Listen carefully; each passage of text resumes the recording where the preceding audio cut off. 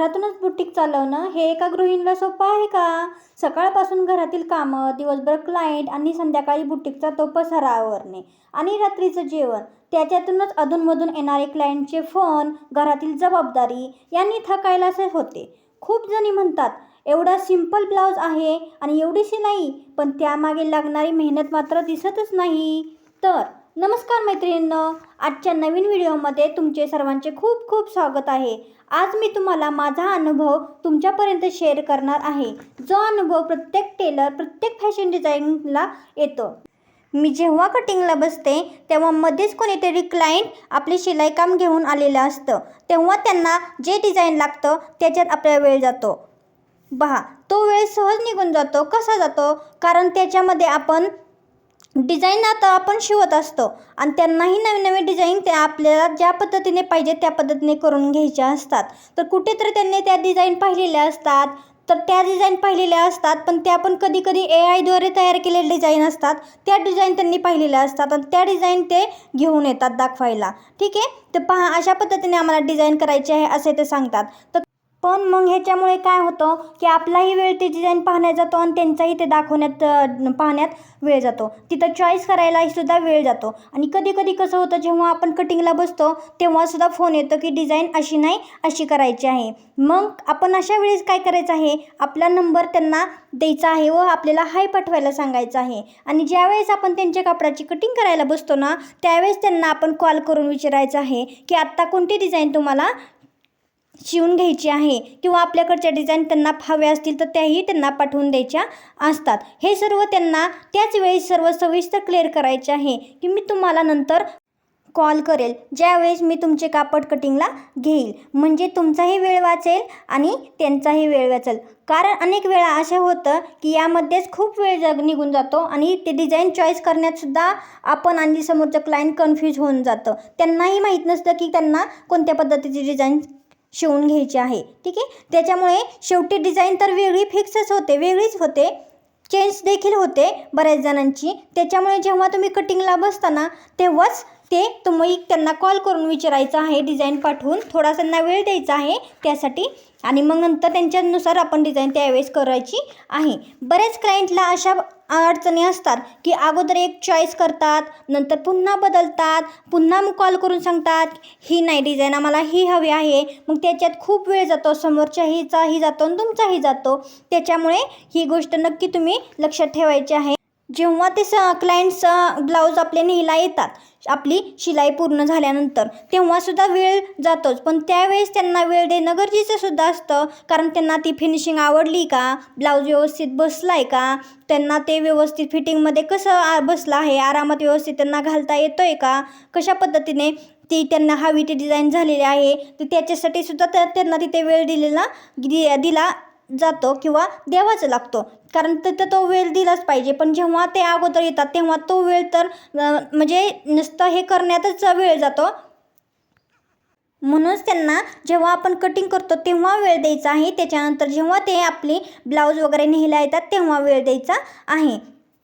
जर आपण एकाच क्लायंटला जर एवढा वेळ दिला तर आपण राहिलेला वेळ किती आपला शिल्लक राहणार आहे, थोडासाच राहतो. त्याच्यामुळे बाकीचे क्लायंट्सचे सुद्धा आपल्याला शिलाईच काम करायचं असतं. त्याच्यामुळे त्यांच्या कामांना वेळ हा कमी पडतो आणि मग बाकीचे क्लायंटसुद्धा आपल्यावरती थोडेसे नाखुश होतात. मग वेळेवर ब्लाऊज वगैरे दिला नाही म्हणून वगैरे, उशीर झाला त्याच्यामुळे, किंवा बरेच आणखी वेळेच्यानुसार भरपूर आपली कामेसुद्धा पेंडिंगला राहतात. मग आपण जर का जास्त लोड जर आपण घेत राहिलो एकाच ब्लाऊजचा, तर बाकीचे ब्लाऊजचे तर विषय मागेच राहतात. त्याच्यामुळे ही गोष्ट नक्की लक्षात ठेवा. आणखी एक, आपण जर का जास्त लोड जर आपण घेतला जास्त शिलाईचा वगैरे, तर बरोबर ना, तर प्रत्येकाचाच ब्लाऊज जर वेळेवर आपला होणार आहे का, तर वेळेवर होणं किंवा वेळेवर देणं शक्यच नाही. त्यामुळे पहा, आपला वेळ आपण व्यवस्थित पद्धतीने वापरायचा आहे. तर पहा, ज्यावेळेस मोठमोठे शॉपमध्ये जास्त शिलाई घेऊन ब्लाऊज शिवले जातात, बरोबर ना, हा एक अनुभव मला आलेला आहे, तुम्हाला सांगते. ज्यावेळेस मोठमोठे शॉपमध्ये शिलाई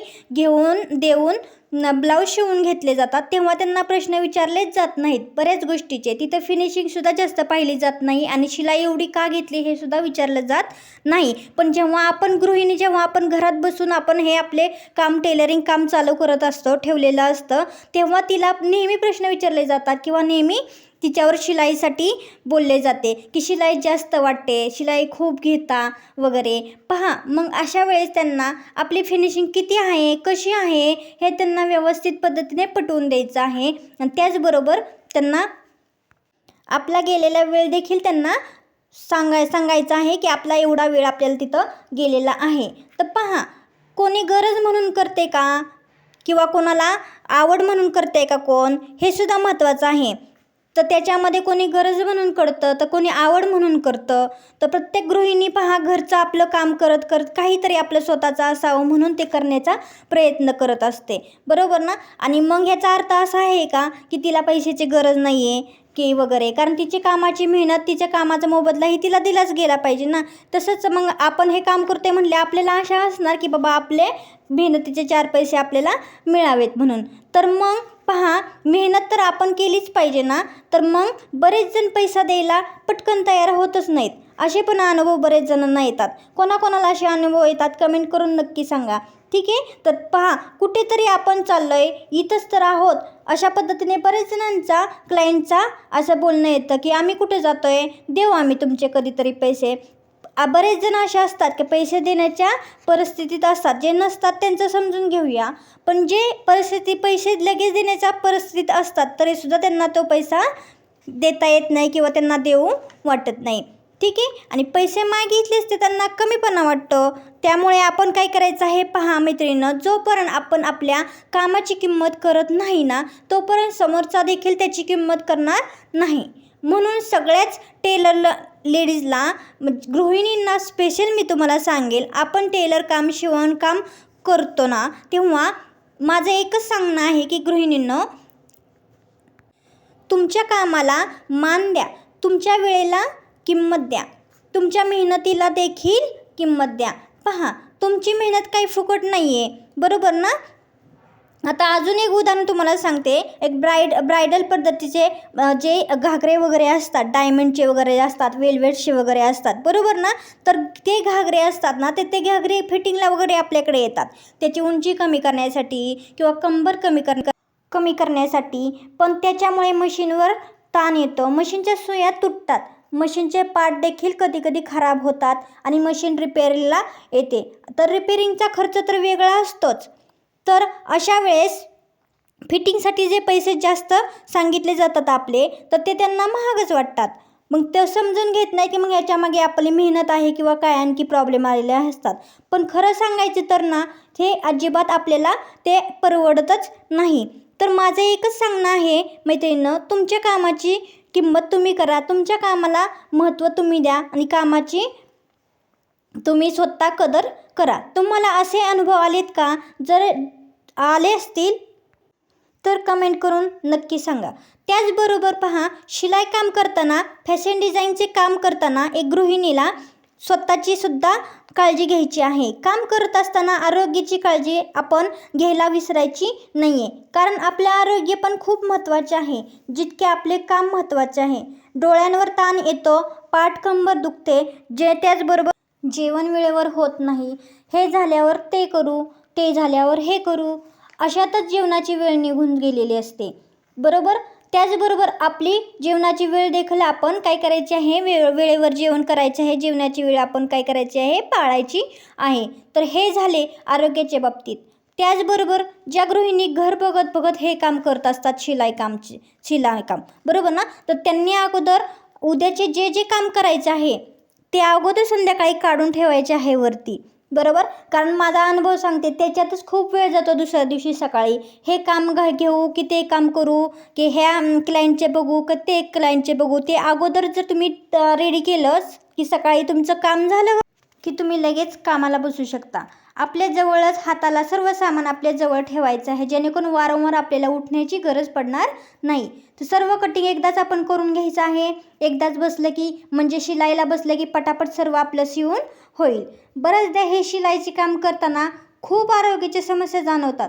की आता वाटते की खूप काही केले, बास आता, असे कोणाकोणाला वाटते? आणि असे अनुभव तुम्हाला जर येत असतील तर कमेंट करून नक्की सांगा. असे तुम्हाला जर वाटत असेल तर शिलाई काम करा, पण तेवढेच करा जेवढे तुमच्या आरोग्याला झेपेल. नाहीतर नंतर बरेचदा अशा समस्या येतात की ऑपरेशन वगैरे सुद्धा करावं लागतं. म्हणूनच एक काम कमी पण आरोग्य जपा, नाहीतर सर्व काही आपल्याला थांबावे लागू शकते. आपण ठीक तर आपले कुटुंब ठीक. याबद्दल तुम्हाला काय वाटते? कमेंट करून नक्की सांगा. व्हिडिओ आवडल्यास लाईक करा, शेअर करा आणि आपल्या चॅनलवरती नवीन असाल तर सबस्क्राईब करायला अजिबात विसरू नका.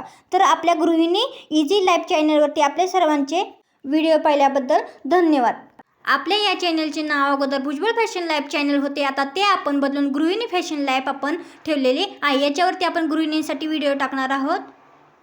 चला तर मग आपली गृहिणी, सुंदर गृहिणी, सुशिक्षित गृहिणी आणि सुगरण गृहिणी. धन्यवाद.